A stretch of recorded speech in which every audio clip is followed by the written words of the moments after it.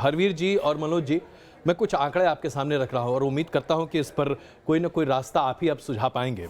2014-15 में बजट विनिवेश माने जो पीएसयू डिसइन्वेस्टमेंट का टारगेट था 44,000 करोड़, सरकार ने कमाए 24,000 करोड़। 15-16 में डिसइन्वेस्टमेंट टारगेट था 41,000 करोड़, सरकार ने कमाए 23,000 करोड़। 2017-18 में सरकार का एस्टिमेट था कि वो डिसइन्वेस्टमेंट से 1 लाख करोड़ कमाएगी, सरकार ने 1,55,000 करोड़ कमाए। और 2019-20 में सरकार का टारगेट था 1,05,000 करोड़, सरकार ने 18,000 करोड़ ही कमाए हैं। अब इसके बाद डिसइन्वेस्टमेंट के टारगेट्स की हम बात करें या डिसइन्वेस्टमेंट से सोचे कि अर्थव्यवस्था में गति आएगी तो कैसे आ सकती है? हरवीर जी पहले आप, फिर मनोज जी प्लीज।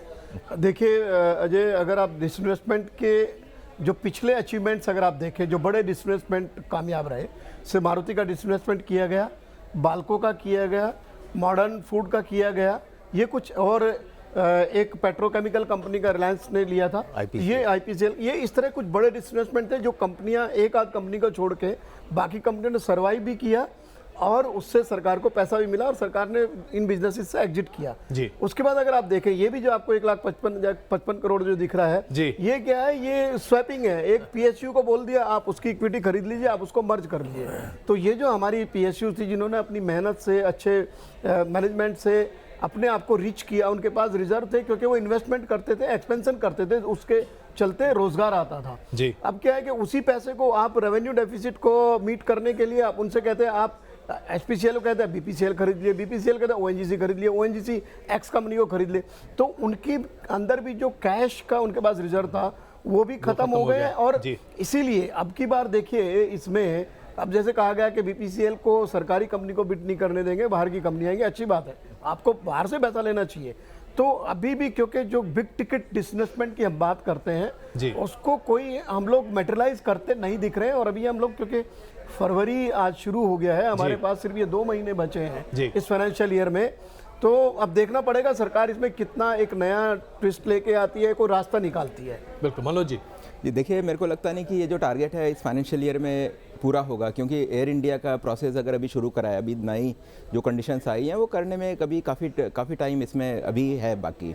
आप देखें कि हिस्टोरिकली आप देखें, जो भी प्रॉफिटेबल इन्होंने पीएसयूज़ को डिसइन्वेस्टमेंट किया है, तो रेवेन्यू बेसिकली जो सक्सेस हमें मिली है उन्हीं में मिली है। मैं एक छोटा सा एग्जांपल दूंगा। अरुण शौरी जी के टाइम पे वीएसएनएल का इन लोगों को जब इन लोगों ने बेचा तो उसमें से 26% जो इक्विटी है वो सरकार के पास थी।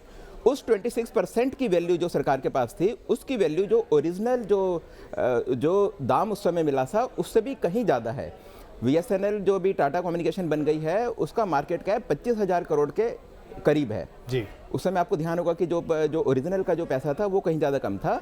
तो ये बिल्कुल साफ है कि प्राइवेट सेक्टर कंपनी चलाने में ज़्यादा अच्छा है और गवर्नमेंट की जो छोटी इक्विटी भी रह जाती है उसकी वैल्यू भी आगे जाके बढ़ती है जी। और ये बात इस बारी के इकोनॉमिक सर्वे में भी है जी। बिल्कुल। तो बेहतर यही है कि जिस समय कंपनीज प्रॉफिट मेकिंग है उसी समय एग्जिट करें और एग्जिट करके जो लोग इसको चलाने लायक हैं वो इसको लें। और हरवीर ने जैसा कहा कि एक पीएसयू दूसरे पीएसयू को खरीदे, जैसे कि अभी एनटीपीसी ने टिहरी हाइडल को खरीदा, तो क्या हुआ? सरकार का इस जेब का जो पैसा है जेब में चले गया जी। तो इससे तो किसी को इससे तो हाँ कोई फायदा नहीं हुआ। तो हमें चाहिए कि ये सब काम ना हो और डिसइन्वेस्टमेंट प्रॉपर तरीके से हो, जैसा कि पिछले अटल बिहारी वाजपेयी की सरकार में हुआ था। चलिए, बिल्कुल। इस बीच जब मैं बजट को थोड़ा, इस चर्चा को बड़े बड़े आंकड़ों से थोड़ा छोटे छोटे आंकड़ों की तरफ लाती हूँ, जो आम आदमी की चिंता होती है उसकी तरफ ले आती हूँ। त्रिपाठी जी, मेरा आपसे सवाल कि आम आदमी हर बार सोचता है कि भाई मेरी टैक्स स्लैब में कुछ राहत हो जाए। आपने प्रॉपर्टी सेक्टर को रिवैम्प करने के लिए, उसमें नई जान फूंकने के लिए कुछ बेल आउट दिए, लेकिन उसका नतीजा ग्राउंड पे नहीं हुआ। अभी भी प्रॉपर्टी सेक्टर जो है स्ट्रगल करता हुआ नजर आ रहा है। पेट्रोल के दाम आपने फ्री होल्ड कर दिया, आप अपने हिसाब से बढ़ते रहते हैं, आम आदमी वहां पर भी महंगाई की मार झेल रहा है। तो इस बजट में क्या कुछ ऐसे डिसीजन हो सकते हैं जो आम आदमी टीवी पर इस चर्चा को सुन रहा हो, उसे थोड़ा सुकून, थोड़ी राहत मिले? मैं उस पर आता हूँ, लेकिन एक सेकंड, जो अभी डिसइन्वेस्टमेंट की बात हुई, क्योंकि मैं बाल्को का लास्ट सीएमडी था, अंतिम सीएमडी बाल्को का मैं ही था जब डिसइन्वेस्टमेंट हुआ और हिंदुस्तान जिंक भी किया गया। ये बात ठीक है कि उनके डिसइन्वेस्टमेंट के बाद जो सरकार की बची हुई जो पूंजी है उसकी भी कीमत बहुत बढ़ गई है जी। तो डिसइन्वेस्टमेंट तो करना पड़ेगा। और इस साल जो 20-21 का बजट है उसमें डिसइन्वेस्टमेंट हो पाए, क्योंकि इसका प्रोसेस लंबा है। बाल्को के डिसइन्वेस्टमेंट का हम लोगों ने सुप्रीम कोर्ट में भी जाके वहाँ प्रस्तुत किया और सुप्रीम कोर्ट ने कहा कि सारा प्रोसेस ट्रांसपेरेंट था। जी। सरकार को जो भी करना है ट्रांसपेरेंट तरीके से और फेयर तरीके से करना चाहिए। तो टाइम लगेगा, टाइम इनको शुरू में ही करना चाहिए था, जो नहीं किया इन्होंने डिसइन्वेस्टमेंट का।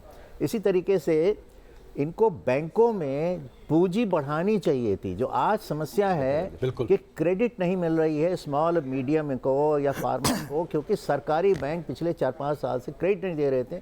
उनके एनपीए की वजह से उनकी कैपिटल कम हो गई थी। जब इन्हें लाख 1.5 लाख करोड़ रुपए प्रतिवर्ष ये पेट्रोल की एक्साइज ड्यूटी बढ़ा करके जो इन्होंने हासिल किया पिछले 4 सालों में, उसको सबसे पहले बैंकों की पूंजी बढ़ाना चाहिए था। कि पूंजी बढ़ाने से मल्टीप्लायर बहुत होता है। 10 रुपये बैंक की पूंजी आप बढ़ा देंगे कैपिटल, तो 70 रुपये दे सकता है। इससे 200 रुपये का इकोनॉमिक बेनिफिट हो सकता है। तो ये तो वो बात हुई। अब आप सामान्य आदमी के लिए कह रही हैं, तो सामान्य आदमी के लिए तो देखिए, जो इसमें कहा गया था, अभी किसी ने आपके शेयर मार्केट में कहा कि डिविडेंड डिस्ट्रीब्यूशन टैक्स, जी, वो अब आ रहा है। ऐसा सुनने में आया है कि अभी कंपनियां देती हैं और जो जिसको मिलता है उसको नहीं देना पड़ता है। तो वो अगर आता है तो उस पर ज़्यादा टैक्स नहीं लगना चाहिए, 30% 35% नहीं, वही लेवल होना चाहिए जो कंपनियों पर था, 10% या 12%। दूसरी बात है कि 5 लाख से 10 लाख तक का जो स्लैब है उसमें भी 20% का टैक्स है। और सब मिला के उससे जो टैक्स रेवेन्यू आती है वो बहुत ज़्यादा नहीं आती है, उसको कम किया जा सकता है। तीसरी बात है कि देखिए, आज के युग में जो नवयुवक हैं वो तुरंत गाड़ी खरीदना चाहते हैं, टीवी खरीदना चाहते हैं, घर खरीदना चाहते हैं, उनको क्रेडिट नहीं मिल रहा है। तो एनबीएफसी की जो प्रॉब्लम है और सरकारी बैंकों ने और एमएसएमई ने जो क्रेडिट बंद किया है उसको ठीक कराना चाहिए। ये अगर चीज़ें करेंगे तो अर्थव्यवस्था चलेगी। और वरना दिखाने के लिए कुछ और बातें कर दें, गिफ्ट टैक्स में कर दें, वेल्थ टैक्स में कर दें, उसमें जितना इनको मिलता है उससे ज़्यादा इन पर खर्च होता है, ये भी देखने की बात है। एग्रीकल्चर में लार्ज एग्रीकल्चर होल्डिंग टैक्स करना चाहिए, क्योंकि देखिए एग्रीकल्चर जो है स्टेट गवर्नमेंट का सब्जेक्ट है। स्टेट के साथ मिल करके लार्ज लैंड होल्डिंग टैक्स पहले होता था, वो उनको लगाने की ज़रूरत है। आपने अभी कहा कि नौजवान गाड़ियां खरीदना चाहते हैं, तमाम चीज़ें कंज्यूमर प्रोडक्ट्स खरीदना चाहते हैं। 2 केंद्रीय मंत्रियों के बयान मुझे अचानक याद आ गए। एक ने कहा कि ओला उबर के ज़माने में गाड़ी कौन खरीदता है, बेवकूफ़ है क्या। दूसरा कहते हैं कि भाई मैं तो प्याज खाती ही नहीं हूँ, है ना। तो अब ऐसी मानसिकता के साथ में आप एक ऑटो सेक्टर के स्लम को कैसे बाहर निकाल सकते हैं? और ऑटो सेक्टर सबसे बैडली हिट हुआ है, नौकरियां भी सबसे ज्यादा गई, वहां पर स्लोडाउन सबसे ज्यादा देखा गया है। और अभी भारत में बहुत गुंजाइश है। देखिए, चीन भी ऐसा ही था। चीन में हमसे बहुत ज्यादा गाड़ियां बन गई हैं और बहुत सबसे बड़ा चीन जो है, जो गाड़ियों का खपत सबसे ज्यादा अब चीन में होता है। तो हमारे यहाँ बहुत अभी इसकी गुंजाइश है। 2 व्हीलर में हम सबसे बड़े हैं, लेकिन ये सब क्रेडिट लिंक है। आज का युग जो है वो क्रेडिट से चलता है ज़्यादा। बिल्कुल। आप अपनी बचत भी बढ़ाइए, टैक्स थोड़ी कम करिए, लेकिन क्रेडिट का फ्लो अगर नहीं होगा तो कुछ नहीं होगा।